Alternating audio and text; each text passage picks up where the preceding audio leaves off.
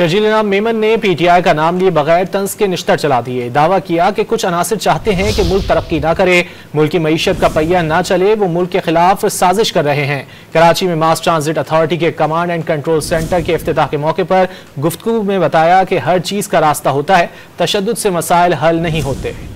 शर्जील मेमन ने पीटीआई का नाम लिए बगैर तंज के निश्तर चला दिए। दावा किया कि कुछ अनासिर चाहते हैं कि मुल्क तरक्की ना करे, मुल्क की मईशत का पहिया ना चले, वो मुल्क के खिलाफ साजिश कर रहे हैं। कराची में मास ट्रांजिट अथॉरिटी के कमांड एंड कंट्रोल सेंटर के इफ्तिताह के मौके पर गुफ्तगू में बताया कि हर चीज का रास्ता होता है, तशद्दुद से मसाइल हल नहीं होते। शर्जील मेमन ने पीटीआई का नाम लिए बगैर तंज के निश्तर चला दिए। दावा किया कि कुछ अनासिर चाहते हैं कि मुल्क तरक्की ना करे, मुल्क की मईशत का पहिया ना चले, वो मुल्क के खिलाफ साजिश कर रहे हैं। कराची में मास ट्रांजिट अथॉरिटी के कमांड एंड कंट्रोल सेंटर के इफ्तिताह के मौके पर गुफ्तगू में बताया कि हर चीज का रास्ता होता है, तशद्दुद से मसाइल हल नहीं होते।